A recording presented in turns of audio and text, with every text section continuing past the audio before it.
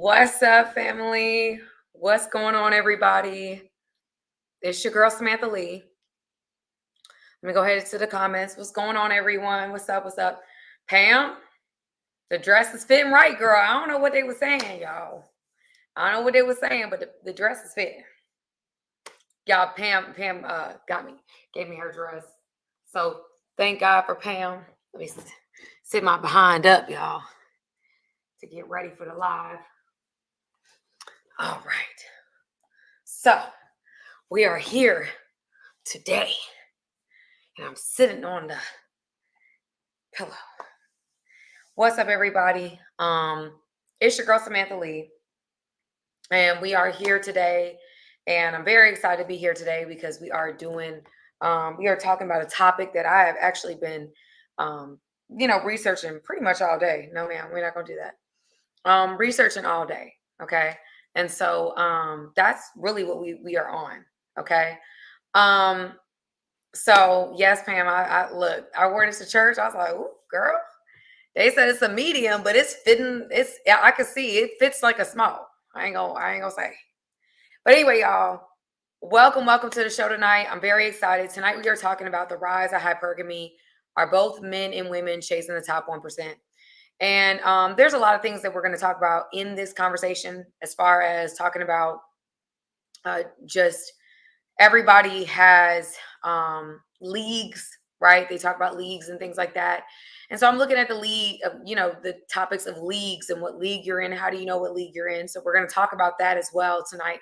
So we got a lot going on with the show, in addition to psychology. Okay. So when we choose topics, when we choose different, when we choose partners, how are we choosing? Right? What are we choosing today? Are we more realistic, unrealistic? So we're going to talk about that as well, like the psychology behind it, outside of what we see on social media and the trends. Okay. So we are here, y'all. We are doing our thing tonight. So, okay, before we get into it, if you guys are on the live right now, hit the like button, hit the like button, hit the like button, hit the like button. Okay. Because it helps us get into the algorithm, number one. Y'all don't know, it's for the free 99, and y'all, it helps us tremendously. You have no idea. Helps us tremendously. And then number two, well, yeah, that's really the only reason is hit that like button. It helps us get into the algorithm. And we are trying to grow, y'all. We have kind of hit like this roadblock. There was a time in the beginning of my YouTube journey where y'all, I was growing 25,000 a month. Okay, so it has slowed down.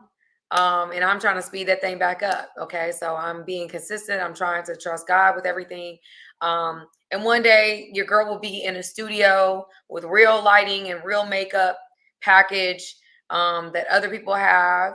I'll have a real situation. That's what's going to happen. Like with a real budget, with a real, real everything. But right now, this is what works. But until then, help us get into the like buttons. Or help us get into algorithm by hitting the like button. David, I think they play hitting on my numbers too. Okay, because y'all, I grew fast in this space. We'll start there. I grew fast in this space, and I think that there's just been a lot of trials and tribulations trying to grow, right? Like I worked very hard, put a lot of content into this YouTube space, put a lot of time and energy and equity into this YouTube space. And unfortunately, it's like there was a time where I was growing so fast. I mean, I think I grew like 200,000 in a year, right? Like that 300,000 in a year on YouTube. Okay. Facebook, I've grown tremendously this year as well. I can't lie, y'all. I started from the ground on Facebook. This year on January, I think it was January, February. I spoke with some Country Wayne. Y'all may be familiar. Country Wayne, and he was talking to me about Facebook. Ace Metaphor and Country Wayne was like, y'all, you need to get into the YouTube. You need to get into the Facebook thing. So I've been consistent on Facebook, and we went from 0 to 15,000. Okay. So like it's a real thing. It's a real situation going on. So I'm very excited about the fact that these numbers are growing. And so, yes, but yes, help us get into the algorithm. One day I'll put a video if you guys are interested, me talking about how I grew, what I did to grow on these different platforms. whether it's Instagram, YouTube, Facebook, TikTok. I did not sell my soul to do it. Thank you, Jesus. I really have tried to be not a role model. I don't know if I want to say a role model, but I want a different kind of role model, one that wasn't out here, twerking for a like. Okay? No offense.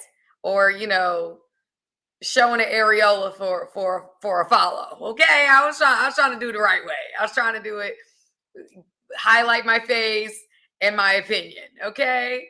And my hair. And later came my body. Later like fitness and things like that really did come to fruition. But anyway, that's besides the point. So anyway, y'all, I see people have already hit the Cash App. Thank you guys for the support, y'all. You have no idea. You have no idea what it means to me when y'all hit the super chats, when y'all hit the Cash App.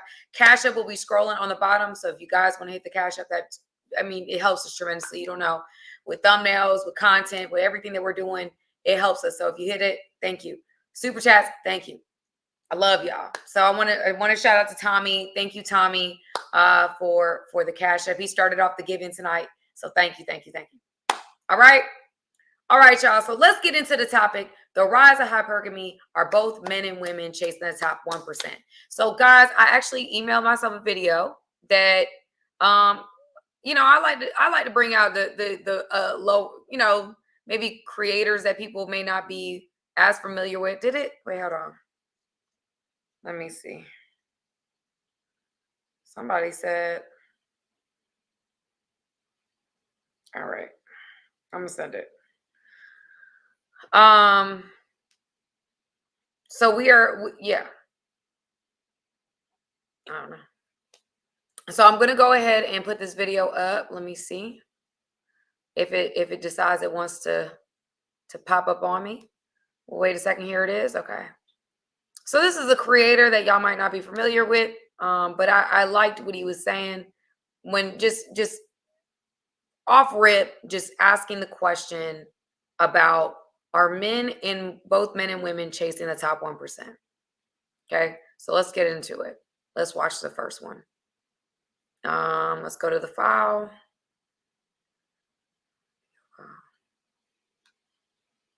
Downloads. I just downloaded something. Y'all tripping. Okay.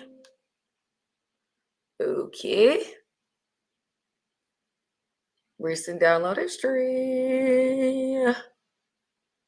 Video file. Come on now.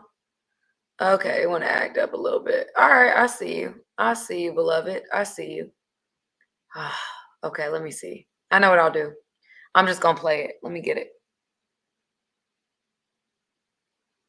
Oh, it's a JPEG? No. I don't want the JPEG. I want the video. What? Hold on. Oh, man. Hold on. Okay, here we go. Okay, so here we go. Now we got it. Here we go. Sam got it. All right, I want to make sure y'all see what I see. I think y'all do. Okay, so here we go. Hypergamous. Men are also hypergamous, but in a different way. Men are hypergamous when it comes to physical attractiveness. So men will want to choose a woman who's at least his level of attractiveness, ideally more attractive than him. Women want men who are more successful than them, and men want women who are more attractive than him.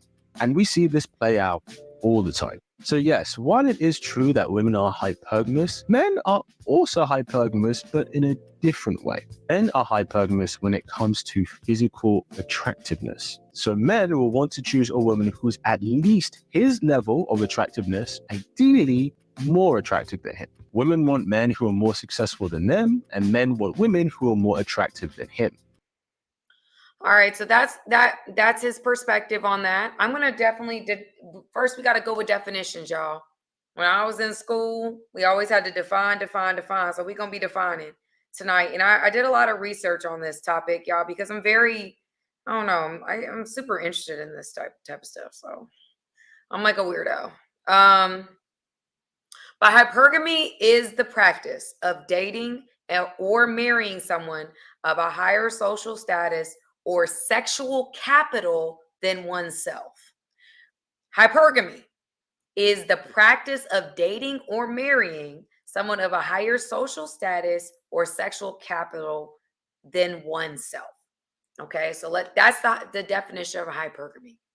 Here's where we're going with this one. Okay, so this particular guy, although a lesser known YouTube creator, basically stated, "Hey, listen, yes, okay, men are hypergamous too.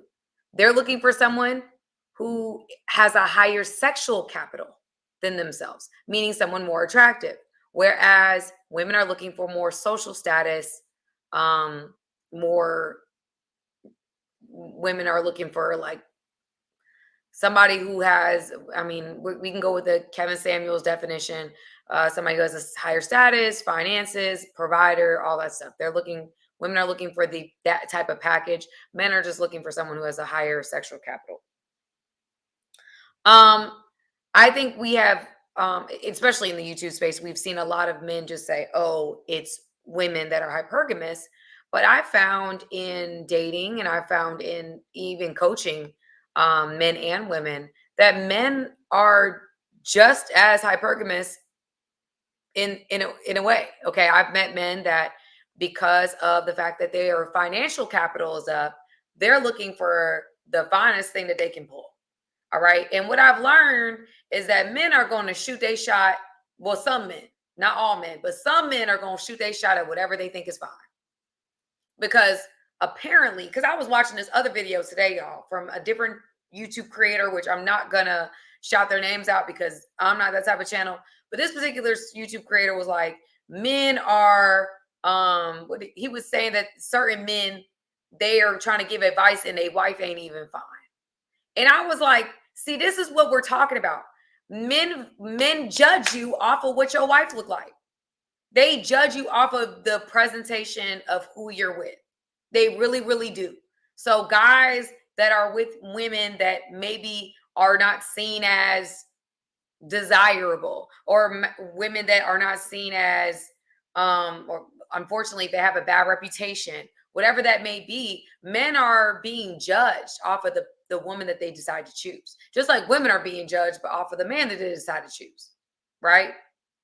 And so with this rise of hypergamy, I think that more men, in my experience, what I am seeing is more men are that may not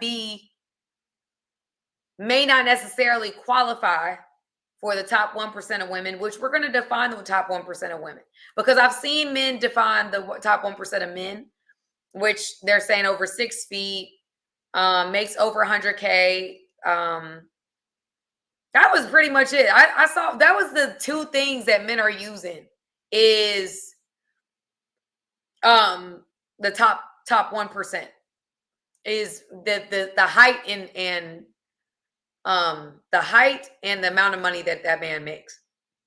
Arguably, I can understand the height thing, but like I don't think women are like necessarily looking. I mean, that's a lie. Women do look at height, but if you're 5'11" versus 6 foot, I don't think that matters that much. Okay, short. I feel like short men can get the short end of the stick, and I don't mean no harm in saying it that way, but I do think that shorter men have a harder time getting women because just I don't know why. Of course, it just is what it is. However, I don't think when we're talking about top 1% of women or men, I don't think women are looking at men like, oh, they make over $100,000. That means that they are the top 1% of men. I think women, when they're looking for guys and they're putting them in the top 1%, they're talking about millionaires, right? So if a guy is a millionaire and he's short, they probably gonna give him a shot. Let's be real. I'm just gonna keep it 100. Let's make it plain. Let's make it plain. Now, unless women have options of millionaires that are tall,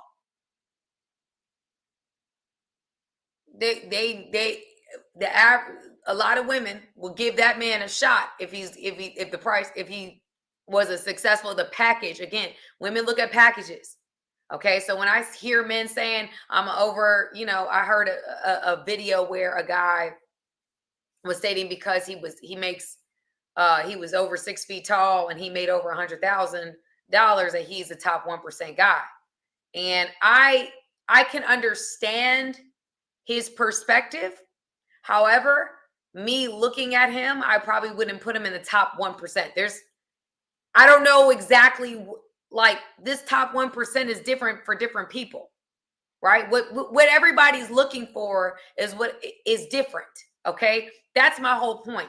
Some women don't care about your height if you're a successful man. Some women do care about your height and could care less if you're successful. Everybody is different with their criteria. Okay, that's my point. A lot of people say, "Oh, you just got to have money, you got to have status, you got to have this."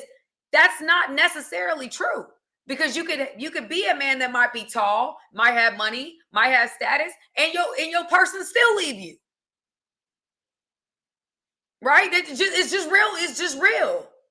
You got to have character to back it up. I've always said that I felt like the definition was missing, or the characteristics that were missing was the fact that a man has to have some type of character, some type of swag, some type of energy as well. You can't just be, I got money and I'm tall, and you just gonna keep everyone. No, you don't. You might get women, but you ain't keeping them. So there's a lot of men that I meet a lot of times, y'all, just being honest, that think that they that thing, whether because they got money or because they got whatever they got going on. And to me, no, like, top 1%er men to me is when your character is right, when I feel like you a solid individual. That to me makes me feel like you a top 1%. When you have some emotional intellect, you're not just thinking shallow, you thinking deep. Okay, I love men that think deeper than what we see on television or what the media tells us. I love that. That's a very attractive quality to me. Right? And so when men don't have that there's also men that feel like, you know what, I'm that guy, so I ain't gotta, you gotta make it work for me. You gotta do this for me. And I here's the thing, I'm good about relationships being, where, yeah, I'm gonna have to give a little bit. I'm gonna have to do some things for you, but it can't be a one-way street, right? Not for me anyway. I won't be happy. I will not be fulfilled in a relationship with a man who refuses to meet me halfway. I'm just not gonna be happy. It's not gonna be a relationship for me. I don't care what you got. I don't care what you got going on. If you're not willing to fight with me and make changes with me, it's not gonna work. Because I need somebody it's a teammate. It's a team situation. Somebody who's able to play is a team player. A lot of people think, oh, well, I'm just that dude, so I don't have to play on nobody's team. Well, you will be by yourself. You might have a woman for a while, but then she's going to go to somebody else. I'm just being honest. I'm keeping it real. She going to be with you for as long as you up. And then when you down, she not going to be with you. When everybody is not, disrespecting your name or whatever the case may be, if she finds a better situation, she's out of there. There's a certain energy. I feel like men that have real power, they don't have to speak on the power that they have. Right? They just have power. They don't have to, oh, I'm here. Welcome. It's me. It's like, no, we know who you are. You ain't got to tell us nothing. I feel your energy when you walked up in the room. I'm attracted to men like that. I like when I remember I was communicating with somebody before, and they're like, man, you like powerful men. I like powerful energy. I like that. I like power. They don't have to necessarily be powerful men, but there's a masculine energy that I'm very attracted to. That I know I can't run it. I can't run them. I'm attracted to the men I can't run. I like them. That's the ones I tend to have continued to be attracted to. It's like a strong man that I feel like will have my back. That's always been my thing. So anyway, back to what I was saying. I think that for me, some of the characteristics that we say are top 1%er of men, I disagree with, because it's not bringing into account a man's character. right? And so this made me this conundrum made me really start thinking about, okay, how do we know, like how do we how do we quantify who the top 1% of women are? And so I would argue that top 1% of women, we really do have to go with number one, looks, but then we also have to go into the character and all these other things that I know we didn't like him, some of the things he said or how he said it when he was alive. But, Kevin Samuels brought up some points about women that he felt like were strong points in making them a higher value candidate. And I happen to agree with those, especially now that I'm, several years into this thing now, or a couple years, should I say. I now have seen that what men are looking for is pretty consistent. It's not just the fact that you look good, it's other characteristics and qualities that are necessary to make you that top 1%, right? Because if we look at just 8, 9s, and 10s, let's see the percentage of women that are just 8, 9s, and 10s. We're not even going to put age. Percentage of women in that are intense. Okay.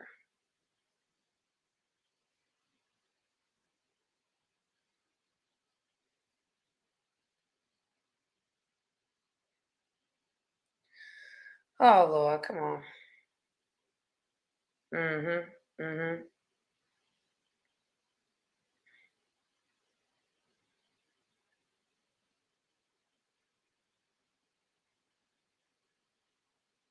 Okay, so they're basically saying 8, 9s, and 10s is 5% of the population.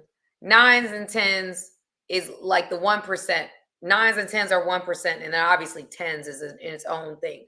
I normally say that 10s, you can't really, I mean, you can't really, I don't think anyone's a 10. However, it is what it is. So we're just looking at looks. 9s and 10s are 1%ers. Okay. That's just what it is. Right. So when we're talking about attractiveness to each kingdom, and that's why I say men have a kingdom, women have a kingdom. What's attractive to the female kingdom, we have to start with, okay, provider, protector, provider, because looks are not the paramount thing that women are looking for. So when we're talking about hypergamy in the women's kingdom, women are looking for a better situation for themselves. They're looking for a man that is where they are or better on a financial, socioeconomic level, right? They match in that way, right? They're where they are or better. Men's kingdom, their currency of that kingdom is looks, right? So when a man is looking for a woman, the hypergamy is attractiveness. I am looking for the most attractive candidate that I could possibly bag. Now, here's the thing about this. What I have found is with the rise of social media, we have hypergamy where men are feeling like I'm not settling with what might actually be in my atmosphere because I have access to women that are way more attractive. And so it makes it hard for me to settle with what I see may be good for me when I have access or possibly have access to something that's better because of social media. We now have women on the other side feeling the same way. I now have access to a man I deem as being a higher social caste or a highly desirable candidate. He may not be in my atmosphere. He might not be somebody who's coming at me. But because I have access to this man, I now feel like he's a viable candidate. Right. And so both parties, because of the social media space, has made it harder for us to stay within our realm and understand our actual league. It makes it hard for us to say, hey, this girl that's in my neighborhood, she's a cute girl. She might not be the baddie on Instagram, but she a cute girl in my area that I have access to that is going to entertain me. On the other side, women it's making it hard for women to see the men that might actually be in a atmosphere that is realistic for them. They're like, no, even though I find him somewhat attractive, I'm not going to entertain him because I have access to someone on social media. I follow my crush on social media who don't give me no attention. So neither party, y'all follow me here, neither party is actually making the decision to settle down because of the appearance of options. I'm starting to cook, y'all. I'm feeling it. I'm starting to cook. Neither party, because of the false appearance of options. Men and women are not settling down because of the false appearance of options.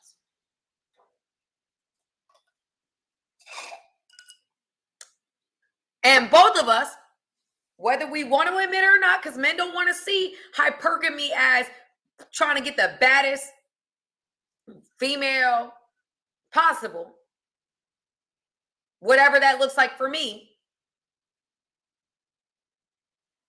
I'm trying to get that. I'm not settling down.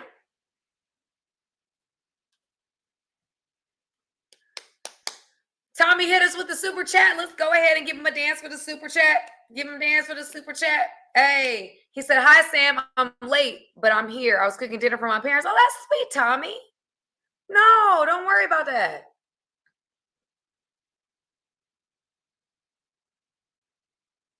I love that. Thank you for the super chat. Thank you for starting to give it on the space. Again, y'all, the Cash App's scrolling underneath. You also see the super chats. Back to what we were talking about. So in this instance, I'm finding a lot of men, because of the appearance of options, it's harder for them to settle down. Now, I was looking online and seeing, okay, because men will be like, oh, well, men will settle with somebody that's not as attractive. And I think that is true. Just like I think that women also will settle with an option that may not be their ideal or whatever. I think both parties will eventually do so. However, what I notice and what I am seeing is that there is still a lot of people that, because of limerence and because of limerence, as I talked about this on another live, where you can like fall in love with an idea or the fantasy of a person versus the reality of a person. Right? So I think a lot of people they're in limerence with people that don't know them or have not had any contact with them. And because they have access to them, they're like in love with this fantasy of being with this person that isn't really real. Right? And the person that they've created isn't really real. So, guys, we're going to go into what we need to get into, because I don't want to, I can belabor the point. I don't want to. We've now established, okay, what is hypergamy? Right? What is hypergamy? And I have the definition over here. I saved it.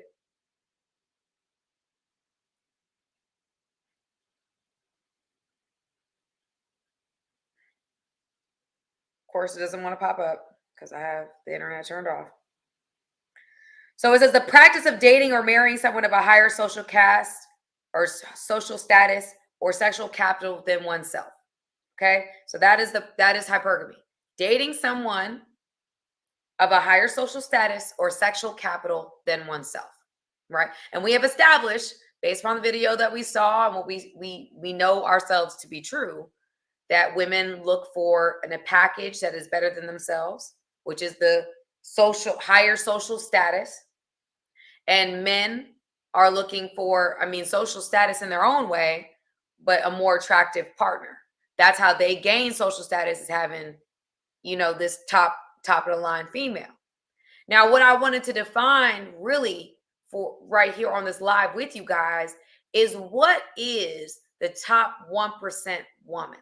Now, here's what I saw on online. High value woman. This was a big thing years ago, and I'm not even trying to drag this back into the atmosphere, but we just for argument's sake. I argue that a top 1% woman outside of looks has other things. Okay. That's what I'm arguing. And I just want to put some real things there because I've already said what I think a top 1% man is, right? And I can get further into what I think personally is a top 1% man. But we just gonna ride with it today. Okay? Let's go. So top 1% woman, y'all tell me if this is factual, not factual. I got this from the internet space. Here we go. Number 1, attractive and appealing. Right? This is KS's list. Attractive and appealing for a woman. That makes you a higher level if you're an attractive woman, which we know, we brought that down. Looks is a big thing. Number 2, a comforting character. That was nurturing, supportive, kind. Number 3 is discerning and disciplined. A disciplined woman, I think I agree with that one. A disciplined woman should be on the list. I think that's something that men don't think about. Discipline is a good thing. You can, and there's not a lot of disciplined women. So we might be saying less than 1%ers when we could start doing this list. Number 4 is enthusiastic and exuberant. I think that this is just having a good personality. I think that when you have somebody that's entertaining, you feel like can make you laugh, can make you, y'all can have a good time together. They're not, watching paint dry, right? You know what I'm saying? Just being honest. Like, here's the thing, y'all. I've seen in videos, just being real, I've seen in videos where men are saying, like, reason why they're not dealing with certain types of women that they feel like are higher level women is because they don't have a good personality. Right? We talked about this last week. They don't have a good personality. They don't have a comforting character. They're not supportive. They only support themselves. They're selfish. Right? That's the stereotype anyway. The last one I saw here was loyal and liberating, which is feminine, beautiful, inspirational. What I will change that to is that a lot of people I've read, y'all, I've done too much research on this. I read that a man said, a woman is for you when she inspires you to be better. That is something that somebody said. Like when you meet a woman, you like, you know what? When I get with her or while I'm getting with her, it makes me want to be a better man. That is a woman that is a high quality woman. When she makes you want to step your game up, that's a high quality woman. Okay. Or she, you're like, I can't play games with this one. This one right here. This one right here. She deserves the best of me. That's what we talking about here. She motivates you to do better. Inspirational. That's what he called it, was inspirational. Okay. So here we go. Loyal, liberating. Okay. Yes. So that is the list that he had. And I would argue that's a great list. Right? So we say that men are looking for a very, very attractive woman. They're looking for a woman who is nurturing and supportive, a woman who is disciplined, a woman who is discerning and disciplined, which I think is very important, a woman who is enthusiastic, has a good personality, and a woman who is loyal, and a woman who inspires him to be better, feminine. So those are great, great qualities. We'll say that, but that's like less than 1% of women. Let's just keep it 100. You talking about 8, 9, and 10 having all these qualities, want less than 1% of women. My problem is a lot of guys that I know that may have, more means than most. They're all after that same list. Problem is, only the top 1% of men is going to get her. Or what she sees as the top 1% of men is going to get her. So let's define the top 1% of men. Because I think that that's where we have things messed up. All right. I think the game is a little confused because I've seen a lot of different things on the internet space. And men just say because they think they are 1% of men, they have defined themselves as a top 1% of men. That's how they come across. And here's the thing, I don't agree. You could be tall, that don't make you a top 1% man. I'm sorry, it's just not it. You could be a tall guy and not be attractive to me at all. You could be 6'4", 6'6", 6'8". You could be 7'2". Does not matter to me. You could still not be attractive to me based upon certain qualities that you have.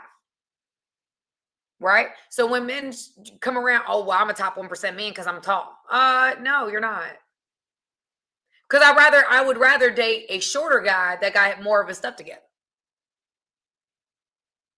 I'm just keeping it real. Let's make it plain. Women look at packages, family.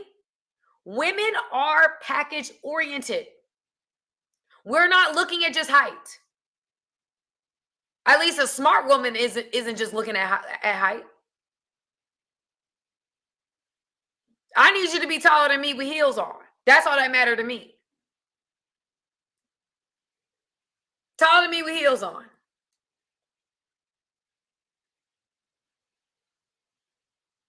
Otherwise than that, I'm looking at the package. Because you could bring me a 6'4" dude that might be attractive, but if he don't have his stuff together, the guy that may be 5'10", that got everything together, he's got, let's say he's just got his whole situation together. He got that daddy energy. He's got integrity. He's got class. He's a solid dude. And I like a little rough around the edginess. So I like a little something. I like a little hood energy.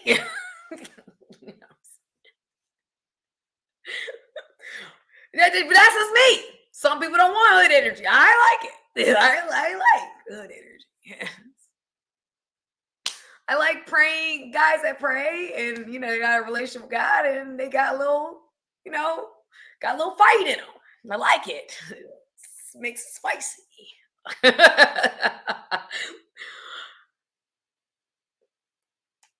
Might have been my downfall. But anyway, besides the point.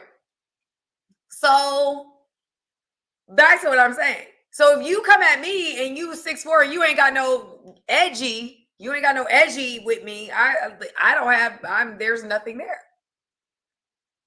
I need edge, baby. I need some grit. I need to hear a story. I need some real resilience. I need to hear all of that. I like a good story. Okay. Holy Gangsta Sam. I got a shirt that says half holy, half hood. Here's the thing. It's the truth. People they definitely say to me, based upon my appearance, they think I'm one way, but if you get to know me, I'm very down to earth. I'm not at all like pretentious in that way. And so I like a little, I need something like me, like. So again, if a man doesn't have y'all, this is the underrated quality that we don't think about. Men with swag, people don't talk about. Men with swagger, you ain't got to be fine. You can have swag. I've met men that may not be stereotypically fine, but when you go on the phone and you're talking to them, they you got an energy. Okay.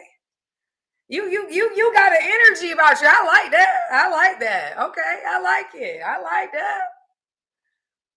I'm telling y'all, it's just, it's gotta be, you could be smooth with it. You ain't gotta be, I like that.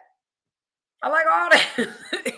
But again, somebody who has swag, somebody who got a package, A guy that's sick, there could be a guy who's shorter, who got swag, that can outget women than a 6'5" guy. And I've seen it happen. Why? Because they got the mouthpiece, right? They know what to say. They know how to talk to women. They got an energy about them, right? Or they got their they've got a good package. That's why I don't, with men, when we talk about looks are important, but looks are not everything with women. Now, to me personally, looks are important, right? I got to be attracted to you. I've always said this. It's got to be, you got to make my body work. My body got to want to do something to you. That's just, I made this joke. I make it a lot, but it's true. You got to make I got to feel something. I don't feel that tingle. We can't mingle. Did y'all like that? Did y'all like that? Somebody say that. Somebody put that in chat. If I don't tingle, we can't mingle. I like that. I like that. That was good. You know? But again, I joke, family.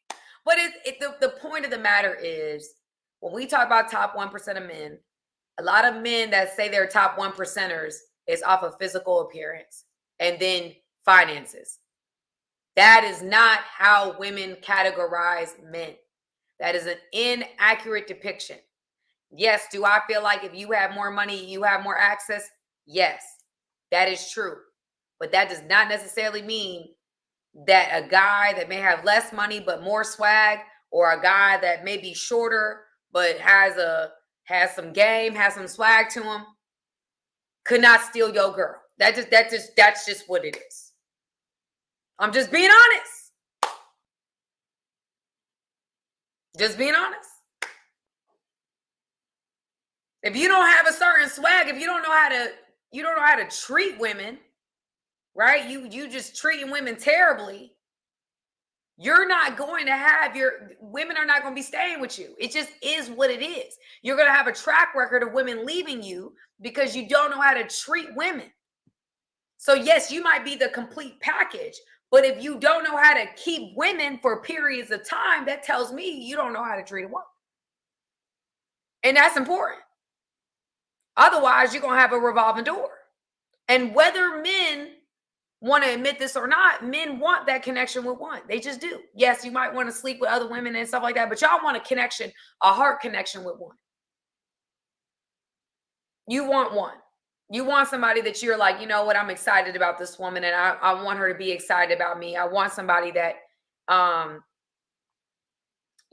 think is a super attractive, but she also she's supporting me. She's loyal to me. I feel like she's got my back.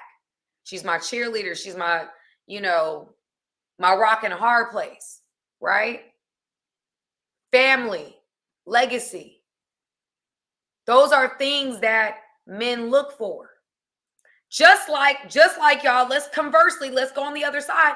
Just like if a woman was to say, oh, well, I'm fine. I'm a good looking woman. That's not all that men look for. That would be an inaccurate depiction of what actually matters to men. Now, are there men that would just take a fine or a super attractive woman? Yes, but I would argue it's because they don't normally get attractive women. Listen, I'm gonna be honest tonight, y'all. It is what it is.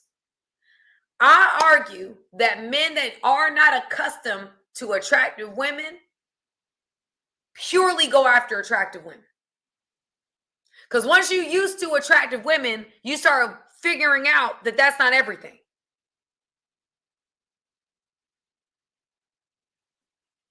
You start really understanding that, okay, what about their character? What else do they do?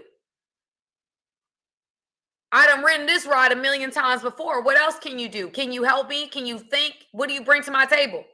Can you formulate a sentence? If I bring you into a room, are you going to embarrass me? What do you value? Would you be a good mother? Can you support me? There's a lot of other questions that need to be answered on the other side of you fine. But a man that is not accustomed to being with fine women, fine is good enough. That's why on the other side, when women are just looking for men with money, that tells me you ain't never been with a man with money. Because if you did, you would understand that that is not everything, my child, beloved. It's not everything.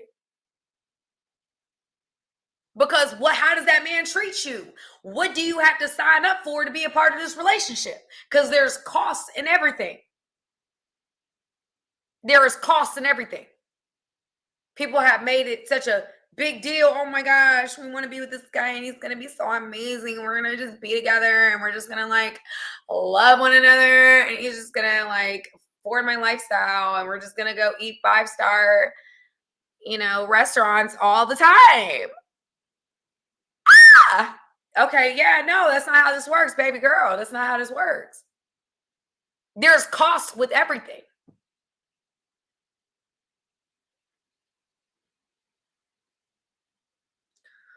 Oh, let me see what this person had to say, y'all. Someone said something in the chat.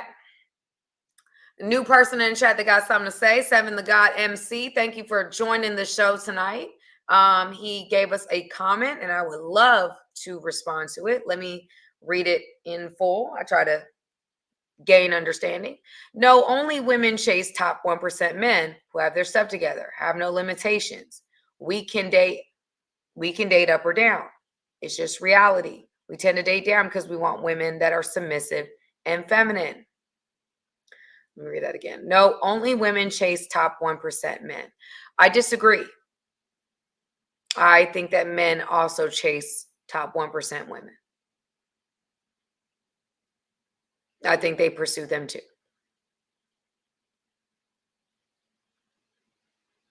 That's what I think. Men are hunters. Especially successful men, they are hunters. They hunt. That's what they do. They hunt, they see, they kill. Sorry. Pill. Well, I don't know what other word to use because I don't want my thing to get banned. But men are hunters. Especially successful men. So I would argue, nah. I think a man that has more options is less willing to settle with a woman that's less than. I think that if you have more options, you'd be like, okay, this one doesn't work, but I can have access to this one who seemingly has more of the qualities that I'm looking for. I think that when you have more options, you're less likely to settle with somebody that may be less than your status or less than in attraction. I think that a man that has a lot of options is not going to do that. At least not in my perspective or opinion. I think that some of them date down at some point because to your point, they may a woman that has less options than you do because you are a top 1% man from your perspective. You're saying that because from your perspective as a top 1% man, that you don't date down or you date down because you want a woman who's more submissive, which makes a lot of sense because you have more options than her. So she's going to be more submissive because of that for that perspective and her perspective. She's going to be like, okay, well, if you're this, I'm going to do whatever you want to keep the relationship because I feel like you're more valuable than me. I don't feel like that's fair. I think that I don't know. I mean, you do what you want. I just don't. I disagree. I've met men I've met men like you that feel that way. I've also met men that are like, I'm not willing to settle. I'm not just gonna settle with somebody because they're more submissive. I'm gonna find me a bad one that submits. I'm gonna find me a bad one that's smart, that submit, that does everything. I'm looking for the closest thing to what I'm actually looking for. That's where I'm gonna be. That's what I find men do. But there are men that just say, well, I'm just gonna find me one that just submits to me. Is feminine, is not as attractive.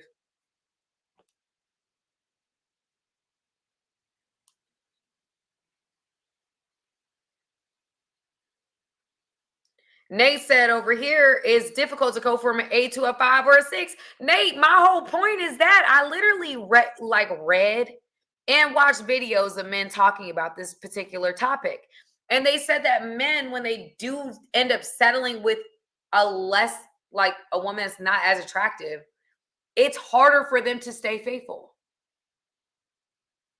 It's harder for them to present well in that relationship.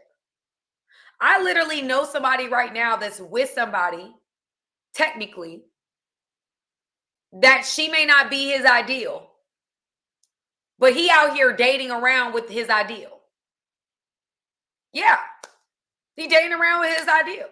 He's in a relationship with somebody that's more submissive, that's going to do what he wants, is going to come when he tells her to come and go when he tells her to go. But he is dating his ideal and would ultimately leave his right now for the ideal. Yeah. I know somebody right now. Because it's hard for a man to say, I'm just going to leave what, like, if I have a bunch of options that are 8, 9s, and 10s, I'm just going, oh, forget y'all. I'm gonna stay right here. That's not the easiest thing to do. Especially when I have access, I could reach out and touch that one. Now I'm going off topic, y'all. Y'all get me all caught up. Okay. So that's what I'm saying. So back to what I was going to go in here. Pam sent me a really good list here. And I'm going to go through this list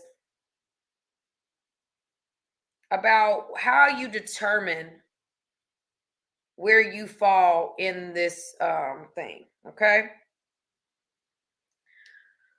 We're going to talk about the factors that determine your league. Okay. That's what we're going to talk about tonight. So we already talked about hypergamy. We talked about how women are looking for the top 1% of packages, right? Not only looks, but we're looking at socioeconomic level. We're looking at his personality. We're looking at his character. That's the top 1% of men. Top 1% of women is not only looks, but we're also talking about character. We're talking about integrity. We're talking about discipline. We're talking about, what was that last thing? A woman that inspires you. A woman that inspires you to do better. So we have two sides, right? We both know that everybody's going for the top 1%, right? And because of social media, it makes it seem like these options are way more accessible to us than they actually are, just because we can follow the account. But we are now going to break down the list to figure out what league you are in. All right, we're going to break down the list.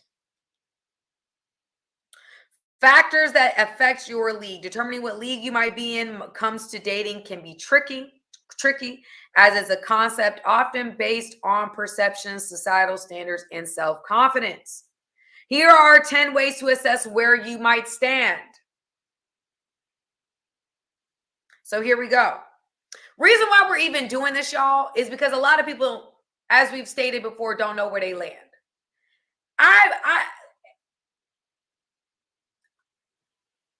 They don't know where they land. And here's the thing, I think men are more realistic about where they are. But men are ambitious. They gonna go after the creme de la creme. Right? Women are not as realistic. That's why I always say phone a friend. A friend that's gonna tell you the truth, not the friend that's gonna tell you what you want to hear. Okay? So here we go. Number 1, self-confidence and comfort level. That is the first way of assessing. This is the list that we found online, y'all. This is not my list, but this is the list. Self-confidence and comfort level. How comfortable are you in social settings? Self-assured individuals who know their word tend to draw people to them, making them seem higher league. If you're naturally comfortable being yourself and have a healthy self-esteem, you're already setting a solid foundation. I would agree with this. Somebody who seems more self-assured. I've met women, honestly, they may not be this stereotypical beautiful woman or women that you would catch your eye, but because they're swag, I mean, their energy is so confident, it makes them attractive. So I would agree with this. A self-confidence, and men, confidence is everything for y'all. Confidence is everything. I can smell when a man is not confident for it. I can smell that. I can feel it. I can smell it. I like a I do enjoy super confident men, like truly confident. I think that that's incredibly attractive. And I think most women do too. Because if you don't believe in you, how am I going to believe in you?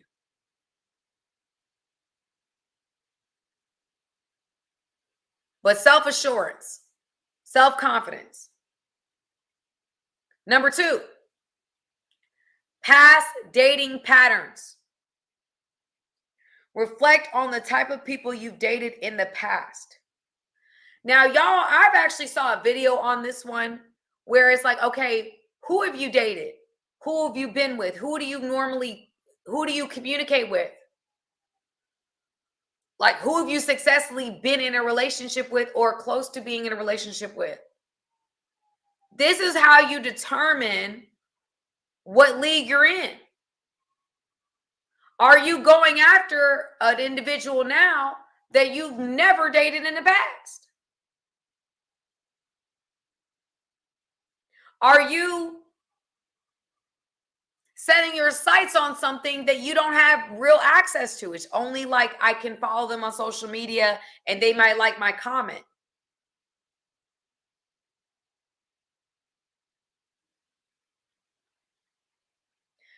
Do you have access to, because Isaiah, I know you in the chat and you be saying your thing. I would agree with that. I think a lot of women, they say they want this guy, but this guy is not approaching them. This type of guy is not, that's the first step, ladies. What man is approaching you for real? What type of men are coming after you? You can't say I want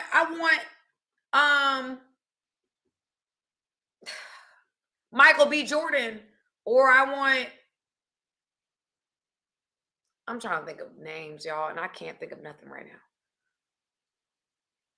Desirable guy.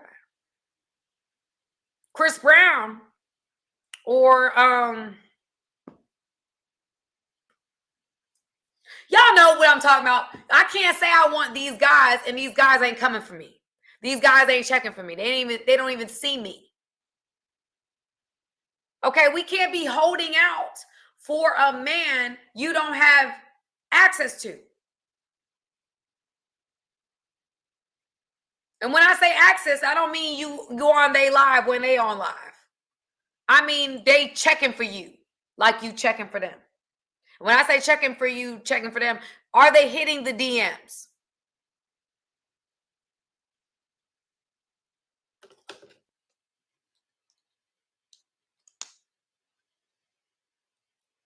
Not you hitting their DMs. Are they hitting your DMs?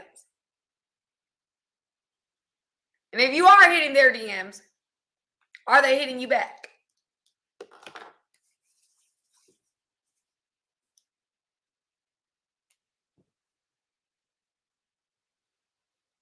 Okay, and is it going anywhere? The type of men that a lot of women are desiring, they're not realistic for you. Because you don't have they're not really pursuing you. They're not really attracted to you. So you can't be saying, I'm looking for this dude and I'm holding out for him, but you don't have access to him.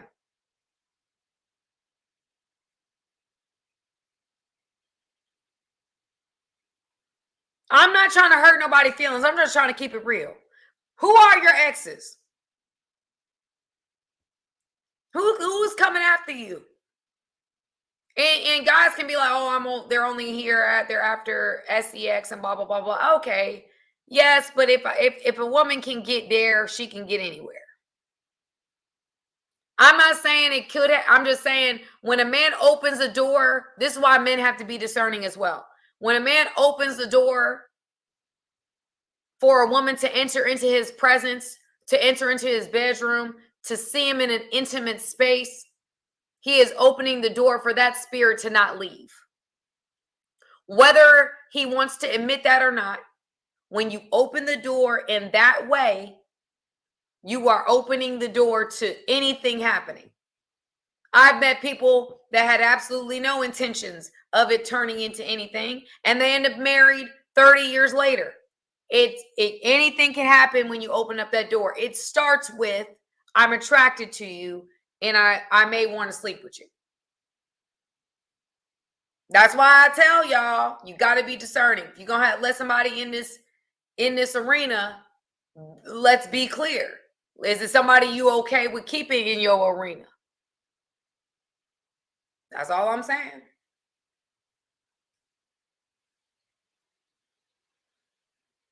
So reflect on the types of people you've dated in the past. Were they typically outgoing, ambitious, or attractive? This may give you a sense of the types you are compatible with in the league you've connected with before.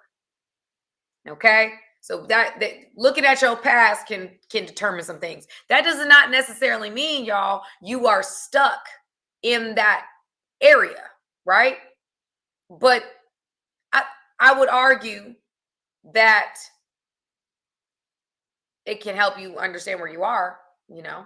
That is, like, no one is just stuck where they've been, but it's a good indication of where you actually are. Number 3, how people respond to you. Pay attention to the kinds of responses you get on dating apps, I would say social media, and social settings. Are people actively interested, or do you notice they are more neutral? Positive responses can hint that you're appealing to a wide audience. How do people respond to you? Are they interested in you? They want to get to know you. I want to get to know you. I really want to, and I want some 11. Y'all know I'm a fool. I really want some from you. And I want some 11. Go Sam. Go Sam. Okay, anyway, besides the point. Back to what I was saying. What kind of attention do you get? Who's interested in you? Who's loving you?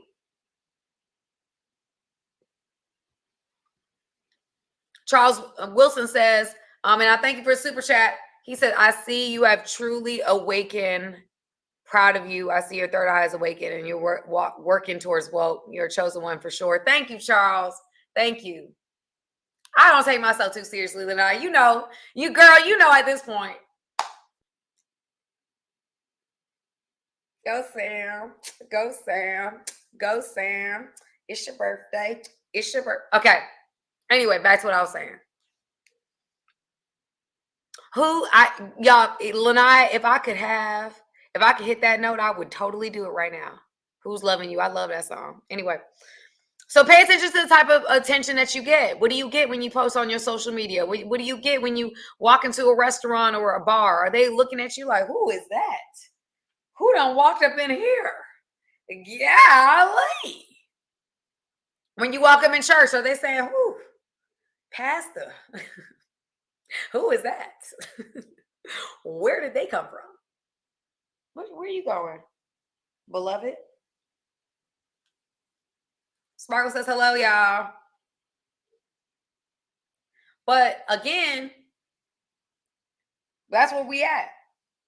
Like, we just got to be honest with ourselves. What kind of attention do you get? Number 4, physical appearance and style. Physical appearance can impact first impressions in dating. Regularly maintaining a style that suits you and making an effort with personal grooming can help determine the leagues that take notice. So, y'all, I'll be honest with y'all. I don't got style. Style's not my strong suit. Never has been, never will be. I've never been into style. I'm not into purses. I'm not into any of that type of stuff. It's just not my thing. Never has been. I'm very much, I like working out. I'll put money into that type of stuff, athleisure, but I'm not into style. So I've actually talked to people before, and they'll be like, "Oh, I want a girl that's like fashionable." I'm like, "You can dress me." You can dress me up like a Barbie doll, but I don't know how to dress like that. I'm just being honest. You can dress me up though if and people mostly be like, I can work with that. That's fine. I'm okay with dressing you up. I'm okay with putting you in some things I think you look good in. Some men are they're okay with that. They're like, I'm not mad at that. I'm not mad. You don't like to shop like that? Cool, we good. That's not my thing. Never has been, never will be. I like certain things that I like, but I'm not really into that. So physical appearance for me is where I've always learned to take care of myself. That's something I tell women, if you're watching my channel, to stay on, put your foot on the gas pedal, do not stop. Okay, that is what keeps your market value up, is maintaining your physical appearance. I don't care what anybody says. If your body looks good, your face looks good, you take care of your hair, you take care of your nails, I feel like there's always a place for you in the market. Okay, that's all I'm saying. So that's how I look at it. Lanai was said, dress you up like a Barbie doll, huh, Sam? I'm serious, Lanai, and I've been in relationships. That's how they did me. They dressed me up like a Barbie doll. You know what I'm saying? They found, they're like, oh, I like you. I think you look good in that. I think you look, and I wear it. I'm okay with it. I know I ain't got no style. I'm not mad at it. I just gotta feel comfortable in it. But that's just it. I'm not. I feel like you can look good in anything, y'all. I just don't feel like here's my thing. Here's my thing. I feel like if you really think you bad to the bone, you ain't got to spend $5,000 on an outfit. That's how I look at it. You can make Fashion Nova look good if you're really bad. You can make a $75 dress look good if you're really bad. You don't have to spend $20,000 on an entire ensemble if you're really bad. That's how I see it. So I don't look at it that way. What I focus on is maintaining being bad. What that mean? Sheen. Come on, Nate. Sheen. Exactly. If you really bad, you ain't got look. If my body look good, it's gonna look good in everything. So I put my energy into making sure my body stay looking the way it needs to look. Make my hair look the way, keep my hair together, keep it looking right. And keep my skin together, my nails together, those types of things. That matters to me more. That's just me. But anyways, besides the point, that's my perspective. That's not everybody's perspective. It's not, and Frank said it best, it's not what's on you, it's what's in you. I believe that. I think it's like, okay, yeah, I can wear that. You want to dress me up in some, Louis Vuitton, something, or blah, blah, blah, blah, blah. I can wear that too. I mean, I think, that's just my personal perspective. That is not to insult anybody. Okay. That's into fashion. That's just not my thing. Never has been my thing. That's just not my thing. And I can appreciate people that are really into it and do it, on a high level. I know people now that they're serious and they're great at it, Number 5 is conversation and charisma. Do people enjoy engaging in conversation with you? Charisma and wit can elevate your perceived league because people enjoy spending time with you.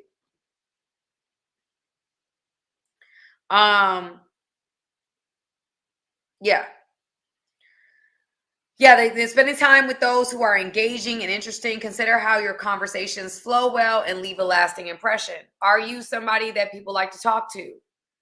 Do you have a good personality? Or are they like rushing to get off the phone with you? You know, like are a lot of people, they don't have conversational skills, especially today. They ain't got no conversational skills. What, I'm just being honest. Especially women, y'all. I ain't gonna say, and I know a lot of women that can, they great communicators, but a lot of women are very superficial. They don't really talk about nothing, deep like that. But I have met women that do, and I really do appreciate that. But a lot of women, I've talked to a lot of guys about this, very superficial. They're really not talking about nothing. Especially the prettier the women are, the more superficial it is. Typically. I'm not saying that's everybody, but typically. Number 6 is social circle and friendships. Your close social circle might give you insight to the people you are naturally compatible with. Now, y'all, I would say that your social circle is everything. And social circle is different because now we have social media, right? So your social circle might be who you're associated to on Instagram. You're following who you know through that particular thing. That's a huge thing now because social media is everything now, right? So depending on your social circle there, like who are you connected to? Who do you know? Who knows you? Things like that. Very important. Social circle outside of social media, people that you're associated to and connected with. That who you have access to does determine who you end up dating. I'm just saying. If you don't have access to certain people, then you can't really consider them in the dating pool. Number 7 is career ambitions. Who are confident in their professional life and have clear goals tend to attract like-minded partners. So career and ambitions. I think today, y'all, and this is for the ladies, I think a lot of men are looking for women that are more ambitious. I don't think men are just looking for pretty. I think they are looking for women that want to do something with their lives. They have some type of goal. They're trying to do something. They're not just here. Like, what do you want to do with your life? Who do you want to be? What kind of impact do you want to stay making the world? You may not want to be a billionaire. You may not be a boss chick or whatever, like they say, but you might be somebody that's like, I have a goal or I want to do something on in the world. Like, I don't want to just be your person and that's all I'm known as. And that's all I do is I just am here. I have nothing else I have going on. No, you want to be ambitious. What type of impact do you want to make on the world?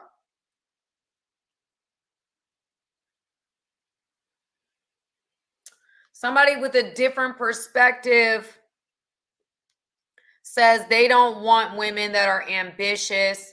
Men in the chat, do you want women that are ambitious or not? Is that just his perspective or is that every man's perspective? You don't want ambitious women.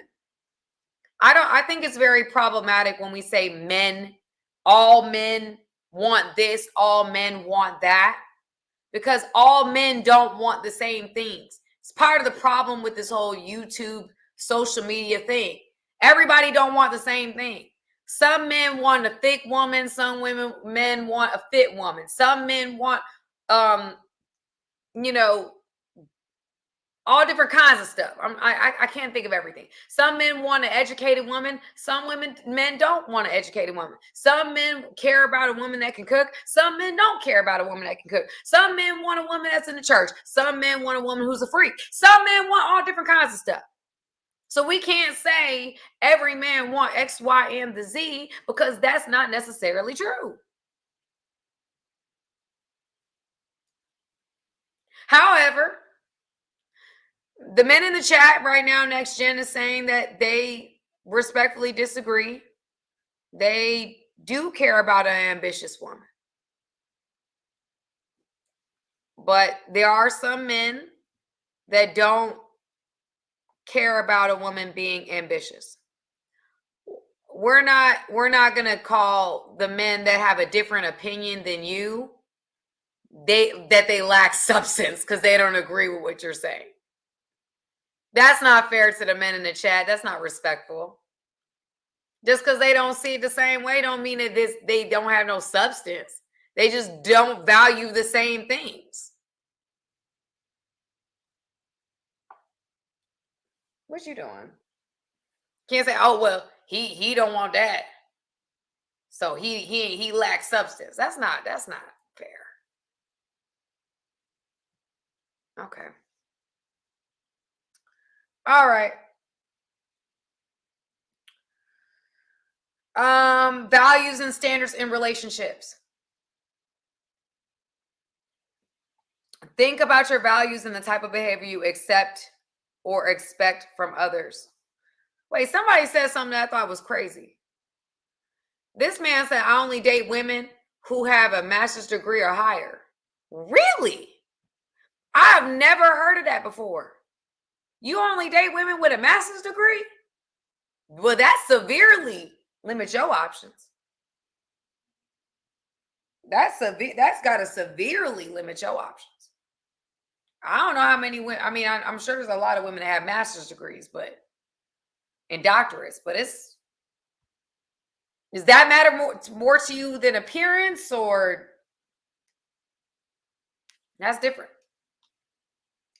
Okay, values and standards. Think about your values and the type of behavior you accept and expect from others. If you have high standards, stick to them. If you're naturally filtering out people that may not align, which can impact the leads you attract. I would 100% agree with that. Values and standards in relationships. Y'all, I tell you guys this all the time. It is very important for you to have boundaries. Oh, yeah. It's very important for you to have boundaries. Very important for you to have boundaries. Right? You can't just allow anybody to treat you any kind of way. Why? Because it decreases your value. I can tell how you feel about yourself based upon the relationships you decide to be in. The relationships you continue to entertain. I've met women that will tell me they're this and they're that, but they're in relationships that are not that. Oh, I ain't gonna do this. I ain't gonna do okay, but you in that relationship. So I'm going to judge you based upon what you do, not what you say. And what you're doing is I'm accepting this type of behavior in a relationship, and that tells me how you really feel about yourself. Just like a man can tell me he deserves this and he deserves that, but how it really is what you accept in relationships. If you don't have no boundaries, people will treat you any type of way. If you ain't got no bottom line, people will treat you any type of way. So no, your bottom line, your ability to say, no, I'm not dealing with that. You don't have to be aggressive. You walk away. If you're not dealing with something, you're not dealing with it. If you're not being, I have certain parameters in relationships. That's just how I look at it. There are certain things I am not going to deal with. Just not. There's certain, do not pass go, do not collect $200. I'm not dealing with. I'm out. If it happens, you press these 3 buttons, I'm out of here. What are you doing? I'm out of here. Do not pass go. Do not collect $200. We out. We out. Non-negotiable boundaries. I don't care what the situation is. I don't care who I'm with. If there are certain things that happen, I'm out. So if you see me in that situation, I leave, somebody press the button and I'm out. There is non-negotiables you have to have. Why? Because people sometimes think that they can treat you any type of way, period. Because of who they are, because of who you are, because of whatever. You teach people how to treat you. And sometimes people don't respect you until you decide to walk away.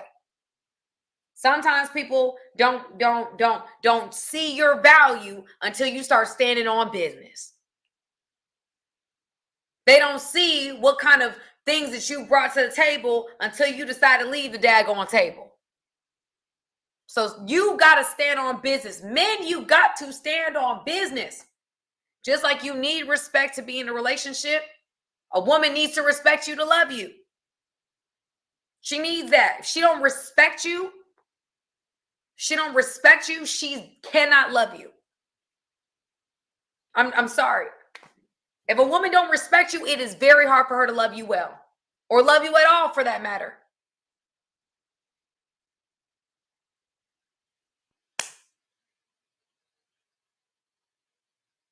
And for those asking, do I make my non-negotiables clear? Absolutely. Absolutely. I don't think it should be a secret to anybody what your non-negotiables are, right? If you have certain boundaries, guys, if you're like, I'm not dealing with this and I'm not dealing with that, you make that clear. Like, listen, these are the parameters. I believe in a thing called informed consent. I learned this in therapy. I learned this in school. I learned informed consent. What does that mean, Sam? That means that when I enter into a therapeutic relationship with somebody, when I was doing therapy back in the day, I have to let you know what my boundaries are, like what there were sometimes things we had to report. There was no way around it. Right? And so before we start the therapy session, before you even speak, I let you know these are the things that can get us into a situation where I have to report something. Just so you know. I'm bound by law, ethically, to do that. I believe that same thing in relationships. I'm gonna let you know, these are the 3 things. If this happens, we are not in good territory. And if you decide that you're just like, you know what, I'm going to press these buttons anyway, that's on you, beloved. But I told you, hey, no ma'am, no ma'am, no ma'am, no ma'am, no ma'am. What do you want to get back up? Okay. If I tell you these 3 things and you decide that you want to go in that direction, that's on you, beloved. But I believe in informed consent. I believe in that. I believed in that since I learned about it in college.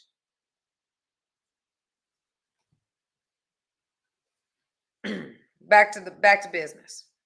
Back to business. So I believe in honest communication, y'all. You tell people straight up, these are the boundaries. You do this boundary, we in trouble.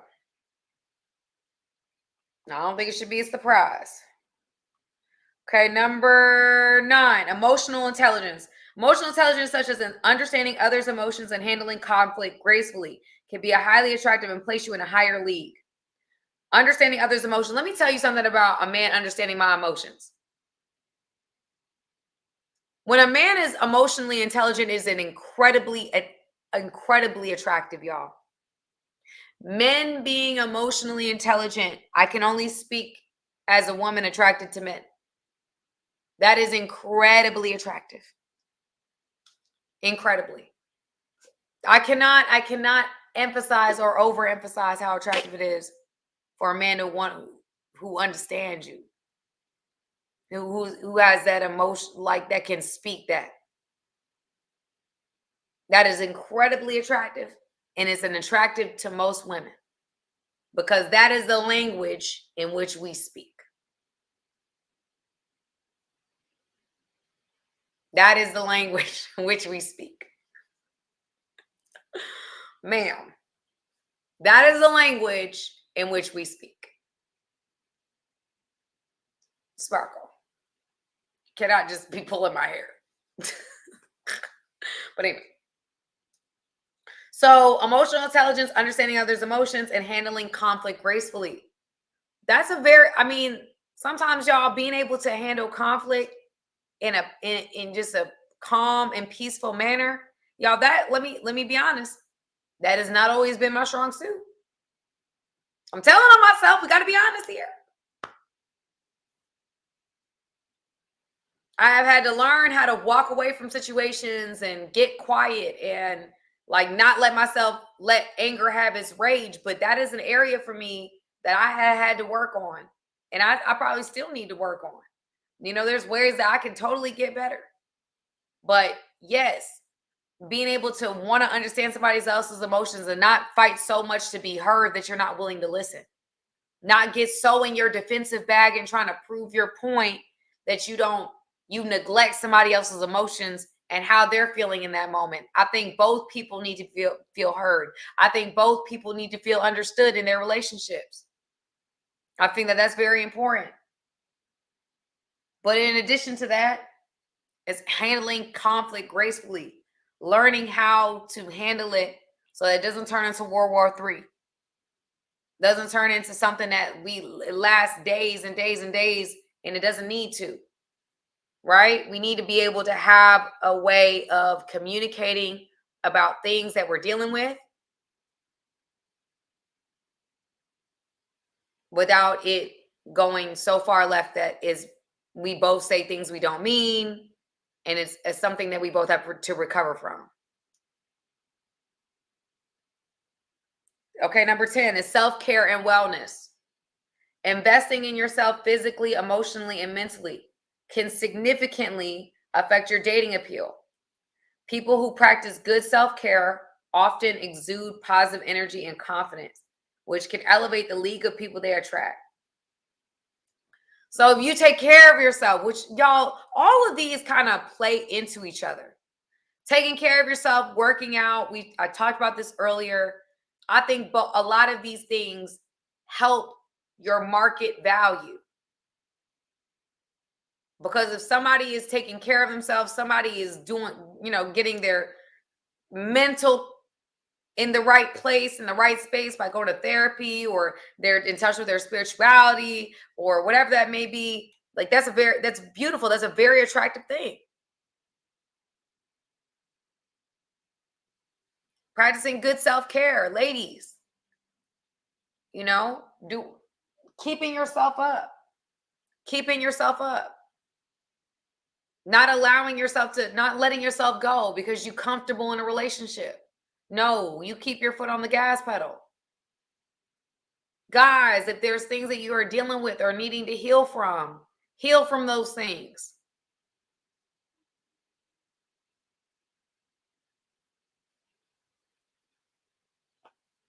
Again, y'all, we have to go back to the very beginning of all this. Are both men and women chasing the top 1%? Yes. Both are. Because as we defined before, hypergamy is a practice of dating or marrying someone of a higher social status or sexual capital than oneself. What we decided in this conversation, or what I found in my research, is that men are going for the top percent of looks. They're trying to find the finest person that they can be with, or the most, I don't know, overall most attractive package that they can get. And women are going after the top 1% of men that have the package that they're looking for as well. And so because of that, how am I delusional? So you saying men don't go after attractive women, or they don't try to find or bag the most attractive woman that they can get? How is that delusional?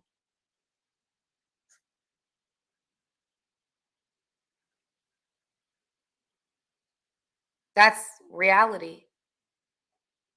Google it. Don't be so caught up on this YouTube streams or whatever the case may be that you don't like research things for yourself. Some of y'all just be listening to these YouTube creators and you don't even realize definitions. You just taking what a loud voice told you and running with it. Hypergamy is dating someone that is either of a higher social class than oneself or higher sexual capital than oneself. Sexual capital, men are not more willing to settle with an average woman. No. Some men are, just like some women are. But a lot of men, because of social media, look it up, Google it.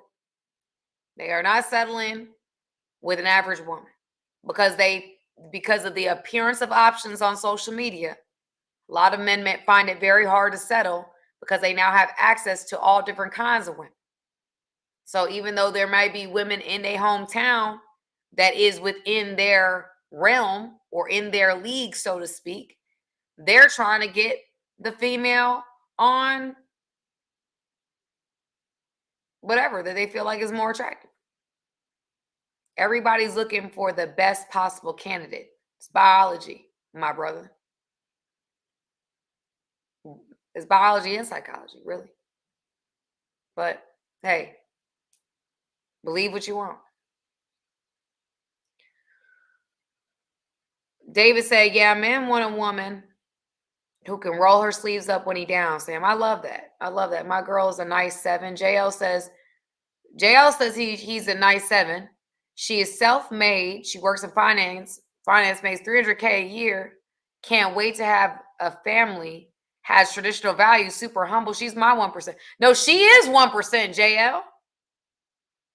That's a 1%er, JL.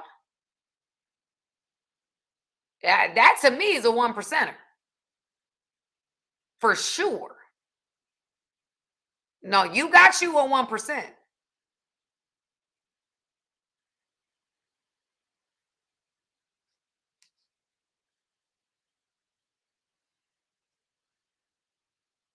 The reality, guys, and this is what I'll say to conclude kind of this live tonight, is that I think that a lot of people, we like to speak. There's men, even on this live, they were like, men want this, men want that, men this, men that. Not every man want the same things. Not every man is willing to do the same things. Just like I can't speak to every woman. I can't speak to every what they want, what they're willing to do. We're all different. We all desire different things. And so when we're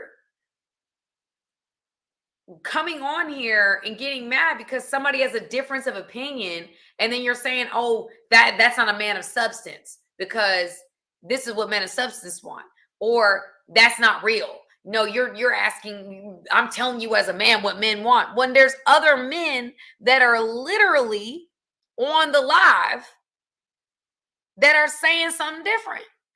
So it's like you can't speak for every man. Just like every man can't speak for you. You might be a different type of guy. You might be a different type of caliber of man that is desiring different things. There are men that are sapiosexual, that really are about the mind and they don't care what the body looks like. There are all different kinds of men, just like there's all different kinds of women. Right? So I can't speak to what every woman wants because not every woman wants the same things. I know that I don't want the same things as other women. Right? So you can't do that. Can't do that. All you can do in this particular instance is say, hey, do men want attractive women? Majority of men do.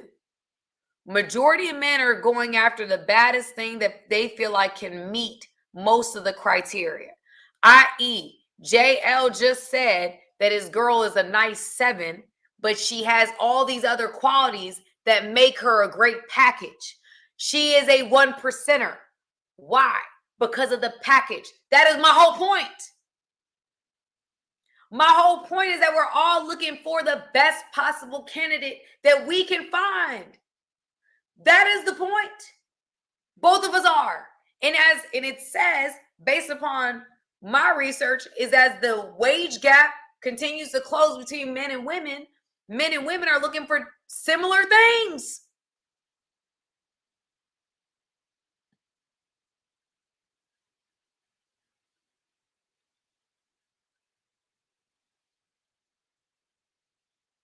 So y'all can just do whatever y'all want to do, and you can create whatever narratives you want to create. Bible says you don't throw your what? Sorry, comment just threw me off. I don't know what you. Okay. Y'all be throwing me off with y'all comments. I need to stop looking at y'all comments because y'all be throwing me off. But anyway, I just got thrown off. I just forgot what I was gonna say.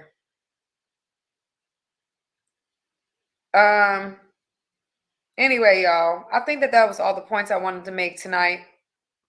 I think that was all the points I want to make. Let me go ahead and check the oh my goodness, y'all. Thank you so much, y'all. Wow. Okay, so Tommy hit the chat. Thank you so much. Excuse me, the Cash App. Tommy, again, thank you so much. Nate, I appreciate you so much. And Sebastine Beats Podcast, thank you so much. Thank you. Wow, thank you. No, somebody wrote a comment that said, y'all, to be honest with you, I'm just going to keep it real because I'm sleepy. It says, fix your titles, LOL, giving you ish. I don't know what that means. I don't even know what that means. All I know at this point is that we all want the best possible candidate. All of us do. We all do. And that looks different for everybody. As the wage gap closes, it's going to look different. It's going to continue to look different. Again, somebody said women want a provider. Yeah, a lot of women do. But some women, they provide so well for themselves, it really don't matter.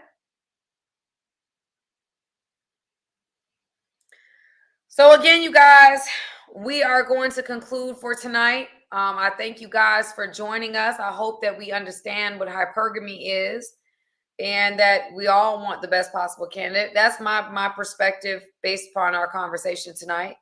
I want to go again and thank everybody that gave tonight.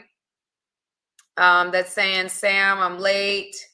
But I'm on here. Thank you. Tommy said I'm mixed. I'm everything a woman wants in a man, but with a little belly. He said, I'm everything a woman wants in a man, but with a little belly. Funny people do make better lovers. I've got that Chris Farley swag. I don't know who Chris Farley is, but okay. Here's the thing, y'all. I don't think women care about a little belly if you got everything else. I don't think women care about that. Charles, I read this one. Tommy hit the sticker. Thank you. And Tommy said, self-care is 100% spot on. Again, I want to thank Sebastine Beats. I appreciate you, sir. Got to clap it up for the Cash App request. Thank you so much. Nate, Tommy, thank you so much on the Cash App. Y'all, I feel blessed. Thank you. Thank you so much for supporting me. He's a comedian? Oh. You'll see further up, LOI. I can tell your child is on and off. Okay. All right, y'all. Well, we are going to go live next week, 8 p.m. Eastern Standard Time. Please let me know what you guys want me to talk about. And we will go from there, okay? I love you guys. It's been a great time. We've had fun going back and forth, debating and discussing this. Comment below your thoughts. Some of you guys may not agree, and I totally get it. But, we all entitled to our opinion. So anyway, I love you guys, and I will see you guys next week, 8 p.m. Eastern Standard Time, same place, same time. Love y'all. Talk to you soon.